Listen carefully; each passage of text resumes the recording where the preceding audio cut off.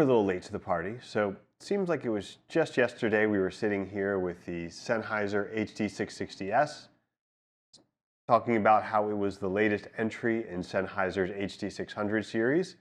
And here we are with the HD660S2, the latest entry into Sennheiser's HD600 series. So in this video, we're going to talk a bit about the 660S2 on its own looks, design, sound, and we're going to compare it to the HD660S and also to another recent $600-ish dynamic driver premium headphone, the iBasso SR3.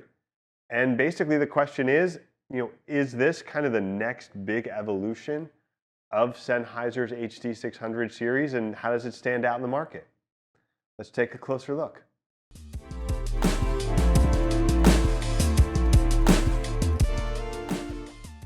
HD660S2 follows Sennheiser's standard HD600 series design. Same basic ear cup shape here, the open back grill. Headband design is basically shared, this same clicky adjustment across there as well. Now it's easy to note these are super open, basically like just wearing speakers on the side of your head. So if you're listening to these anywhere other than your bedroom studio, you're sharing all of the sound with everybody around you while you're listening. So keep an eye out for that. The adjustment on these is pretty solid. There's a good amount of length adjustment, but depending on the shape of your head, you still might find these to be a little bit clampy. The clamp force is pretty strong. It will adjust over time. So I have a pair of HD650s at home, and they've definitely gotten a little bit easier to wear over time, but that initial feeling can be somewhat uncomfortable, especially if you have a larger head. Now, Sennheiser updated the cables, so the new cable that comes with these comes with a 4.4 and a 6.3 millimeter cable. So this is about a 6-foot cable that the newer version comes with. So some people might really like that longer length. I find the 6 feet to be long enough for 90% of what I need. Here's the old one. This cable was 10 feet about, I think 9.8 feet, 3 meters. So you can kind of see this is going to be more manageable in most cases for most people, but I can totally understand some people needing that longer cable. I'm sure you can get those secondhand or order one from Sennheiser. So yeah, the build is exactly what you'd expect. It's a mix of plastic and metal. It feels very solid, more well built than you might expect for such a plasticky design. You also know you get the velour ear pads, which have been pretty standard on the HD660 series. These are pretty comfortable for long periods and more sweat resistant, and also, unlike many imitation leather pads, they don't flake over time and will last a bit longer than your average sort of pleather pad.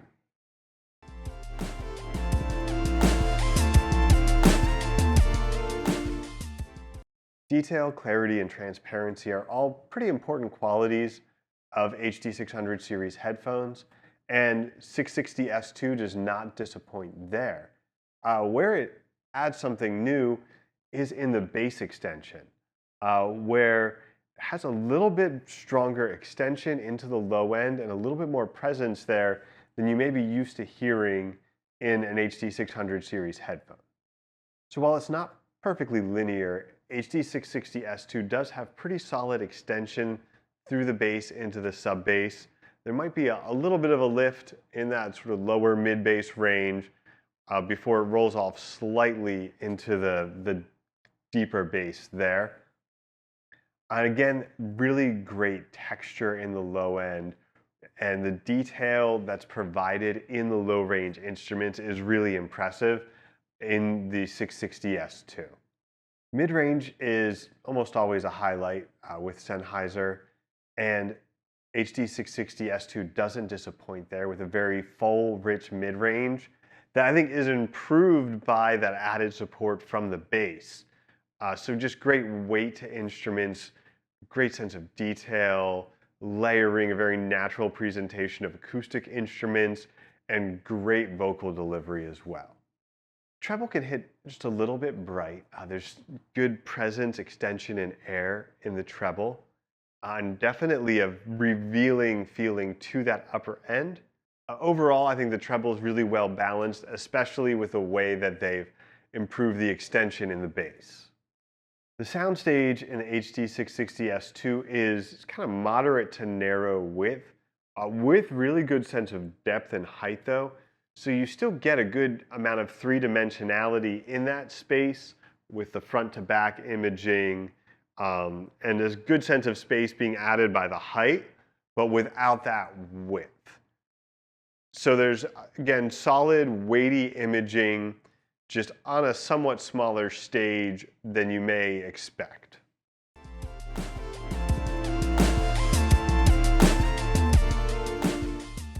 So for comparison, we brought in the Sennheiser HD660S, the previous revision here, and also the iBasso SR3, which is kind of a different take on the same general idea in this range of headphones.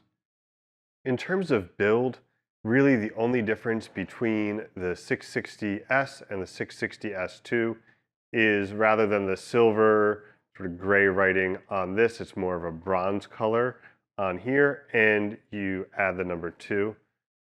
So otherwise, you have slightly smaller Sennheiser logo, I guess, as well. But otherwise, same padding, same design, same frame, same adjustments, same ear pads, very similar headphones. Now, our other comparison, the iBasso SR3, is just a totally different animal. You've got this wireframe with the leather padded adjustment here, rather than the, more oval velour ear pads. You've got these big cushy leather vented, I guess, fenestrated leather pads here. The frame here is predominantly metal all through here. Now, so definitely I would say, in terms of perceived quality, the SR3 strikes as a better built headphone in general. However, I can't say for sure all of the hinges and other things will hold up these kind of twist adjustments as well, quite as well as Sennheisers have been known for holding up, but this feels weightier and a little sturdier in the hand. It's also a bit more comfortable.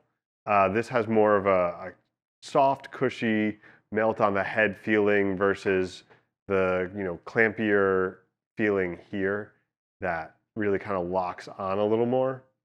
So I'm sure some people will prefer the Sennheiser, but I do think in terms of general comfort, the SR3 is, most people are going to find more comfortable than the HD660S2. The HD660S and the 660S2 are pretty close, but when you listen to them side by side, it really becomes more apparent how much that better bass extension and a little bit more bass quantity on the S2 elevates it above the original HD660S. I think it's important to note here too, this isn't sort of added bass. This isn't a bass head headphone or something with emphasized bass. It's really just more accurate bass than the HD660S. So when you improve that, it just improves the whole of the sound and makes everything else sound more natural and lifelike, balances out the treble better, again, adds a little bit more richness to the mids for that fuller extension through the full frequency range. So rather than some kind of additive bass that gets distracting here, it's really just proper bass that helps fill in the rest of the sound. And especially if you've been listening to the 660S for a while, or the S2 for a while, and you get a little bit of that brain burn in, the 660S does start to sound a little bit thin in switching back and forth without that extension and support in the low end. The SR3 provides a different sort of comparison, as while the 660S and S2 are really just a sort of a tweak on the same thing. This is kind of a totally different tuning philosophy here that's still broadly in that sort of referencey, neutral leaning headphone design. So where there's a slight emphasis in the upper end here, there's a slight emphasis in the low end here, and a little bit more of a smooth, slightly rolled off treble from the SR3. So again, this has pretty solid bass extension. This extends a little bit stronger, and where this maybe just slightly emphasizes the mid bass before it has a little bit of roll off, this has a little bit more emphasis there. You get a little more punch in there. And in the treble, there's a strong extension from the HD660S2. And SR3 kind of pulls back the upper mids a little bit and rolls off the top end. So with that upper mid, you don't get that same sort of holographic, really personal vocal presentation that you do with 660S2, but you get a more relaxed, less fatiguing overall sound. So that's really where it's going to come down to the difference between these two. Is this is overall a little more accurate and also a little bit more in your face, a little bit brighter, a little more revealing. This is more relaxed, just a little bit more fun potentially. And also the soundstage on the SR3 is wider, though I don't think the imaging has the same sort of weight or feels quite as holographic as the 660S2's imaging. So between the two, again, this is going to come down to that I could really see these coexisting well together, just because this is a little more relaxing, a little more fun. This is a little bit more engaging, a little bit more intense, revealing. And so they're going to be headphones for two different types of listening here.